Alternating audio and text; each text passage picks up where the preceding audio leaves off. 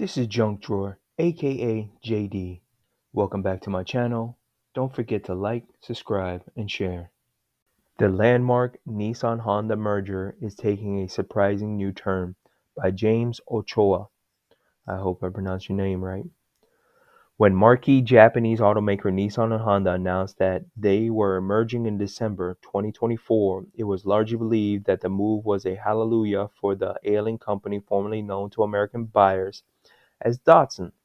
Prior to the announcement, Nissan was on the verge of losing everything. In remarks to the Financial Times the month before, Nissan execs said that once great automaker existed on borrowed time, noting that it has 12 to 14 months to survive if circumstances do not improve.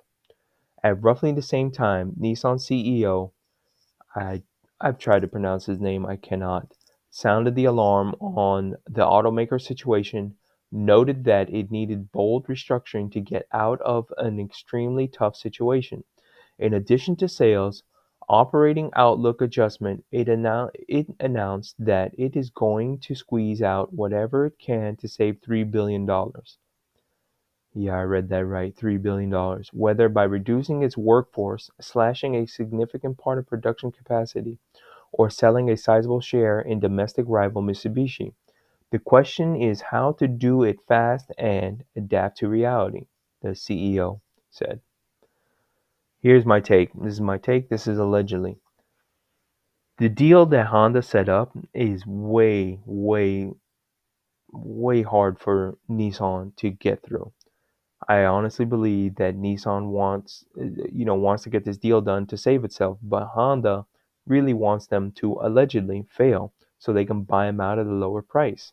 But there are already talks of this merger breaking up, and the interesting thing is the price of Nissan stock jumped up, but that's not a big deal for Honda because they're playing 4D chess here.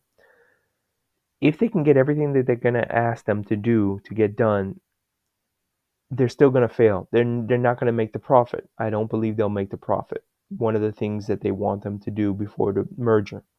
And when that happens, the price will fall of Nissan and then Honda can buy them out. But like I said, that's all allegedly. Let's move on. Honda seeks more control over Nissan.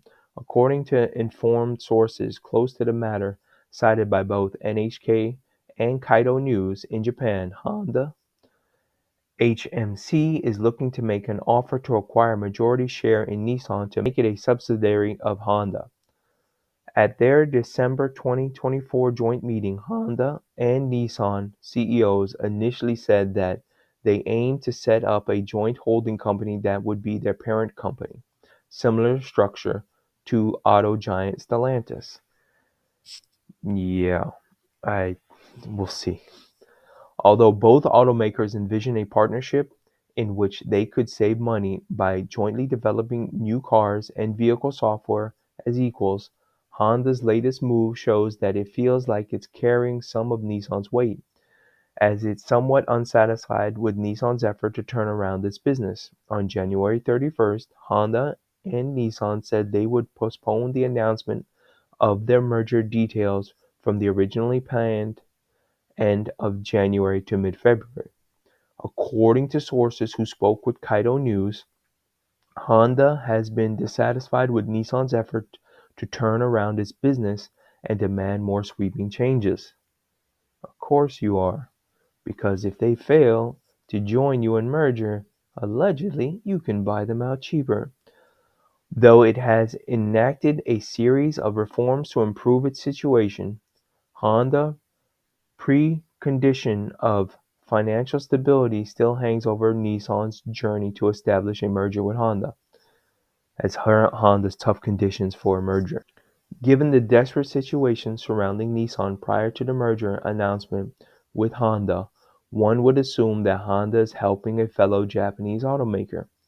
Despite this, during the press conference, Honda CEO Toshihiro Maibe heavily emphasized that Honda's gesture of an extended hand is not exactly a bailout of Nissan, emphasizing that Nissan will need to get itself out of the red for the merger to happen. This is not a rescue of Nissan, my base said. Remember that. I think I'll be clipping this for later on. Like I said, this allegedly, I think Honda just wants to buy out Nissan at a lower price and then through Nissan buy out Mitsubishi at a lower price. It's allegedly. We'll see what happens. Moving on. To put it mildly, Nissan has a financial mountain to climb before the merger set deadline in August 2026. In the first half of the fiscal year of 2024, Nissan operation profits fell 90.2% from the equivalent of 2.3 billion to 225 million. That where is Nissan going to fix that? 92% profit drop? You can't. I don't see that happening. At the same time, net income took a much harder dive, dropping from 2.02 billion to 131 million, a 93.5% drop from the same period in the previous fiscal year. Per Honda's condition, Nissan will need to earn the equivalent of roughly 2.6 billion in fiscal 2026 for it to go through. Additionally, Honda has reportedly asked Nissan to buy out Renault's stake in the brand to fend off outside influences. Wow, all this is lining up. Like I said, it just seems like it's lining up for Honda to buy them at a good low price and to get any outside influences like Renault out of their business. Already, Nissan is implementing an extensive restructuring in addition to plans to cut 9,000 jobs worldwide and reduces global production capacity. The Japanese automaker is making cuts that will affect American auto workers. The only other thing I can think of, this is definitely allegedly, don't sue me, is that Nissan and Honda are working together to fix all of its problems that it wants. It wants Nissan to get rid of Renault out of its business. It wants it to buy more Mitsubishi, which it doesn't say here. And then by doing that, it'll be in more debt and then it will need a buyout. And then Honda can buy them out cheaply, saving the company and getting rid of Renault out of its business. Because with that outside influence, then Honda can just run the show the way it wants to run the show. That's allegedly now, remember that. In efforts to reduce the headcount at factories that make its Rogue SUV and the midsize Altima sedan, Nissan assembly line at its Tennessee and its Canton, Mississippi factories will transition from a two-shift schedule to a one-shift schedule in April. This will cut U.S. total annual production by an estimated 12% or 63,000 cars this year. I don't see how that's going to help out by reducing the number of cars you have for sale unless you're not selling a lot of cars, which then, that does help. Because just cutting some hours and some people is not going to make a dent in, $2 billion in profit they're looking for. Nissan is very exposed to Trump's tariff threats. Nissan has announced headwind that could impact its ability to stand on its own. President Trump tariff back and forth with Mexico and Canada.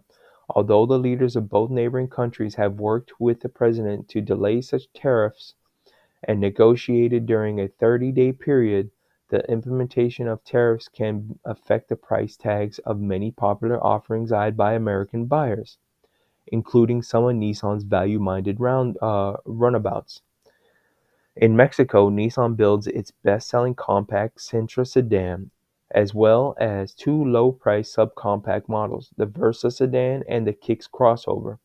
With the base price of both models starting under $23,000, a 25% tariff could lead to a price hike that might price some buyers out.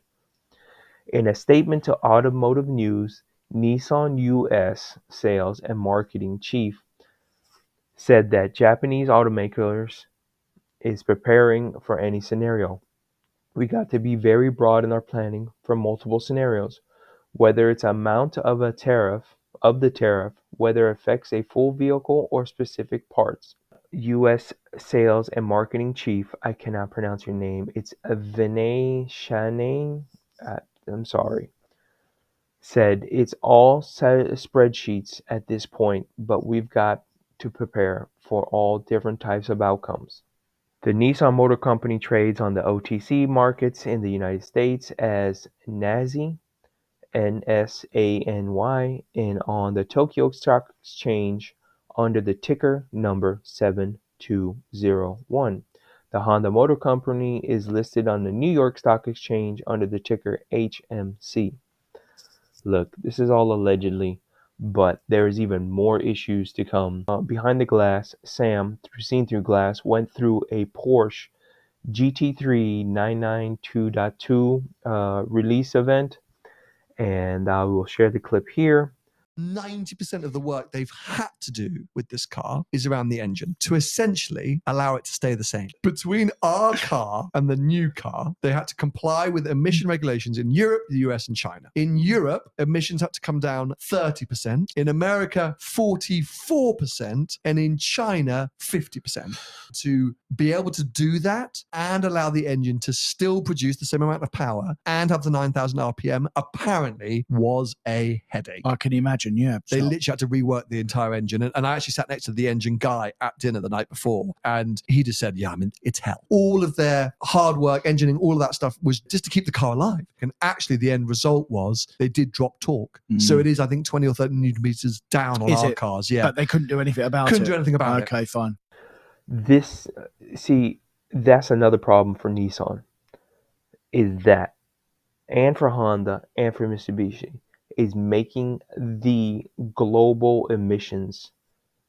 They're making it almost impossible. Just to save that Porsche, they had to go through most of the work on the Porsche was not to make it better. It was just to make the engine meet emissions. And that's going to hurt Honda, Nissan, and Mitsubishi. Anything I said is allegedly. Thank you for making this far. If you have made it this far, don't forget to like, subscribe, and share. Also, there's a Patreon. If you can help me out so I can get a new computer, so I can make more videos and better videos. This is my third or fourth time trying to record this. Bunch of issues. My laptop is basically one step above an e-machine. I'm working with Clipchamp. The computer I want, I know some PC people will not like that I want to go to Apple, but that is a better product in the sense of its ecosystem and it's all of its software. Now, some people might say, hey, there's other software for this, for PCs. But the problem is the PC I would need to get would cost maybe 3 to 4 times as much to handle some of those software. With the Apple laptop, if I grab that, even a base model one can handle the software. And it comes with free software. And then later on, when I make more money, or if I can save up more money, I can grab even better software. But anyways, you can always leave a comment and leave a donation and say, hey, get a PC. And you can donate for a PC. If enough people leave comments and donations and say, hey, this is for a PC and not for an Apple, hey, I'll go with a PC if you want to put out the money. Thank you as always. See you on the next one.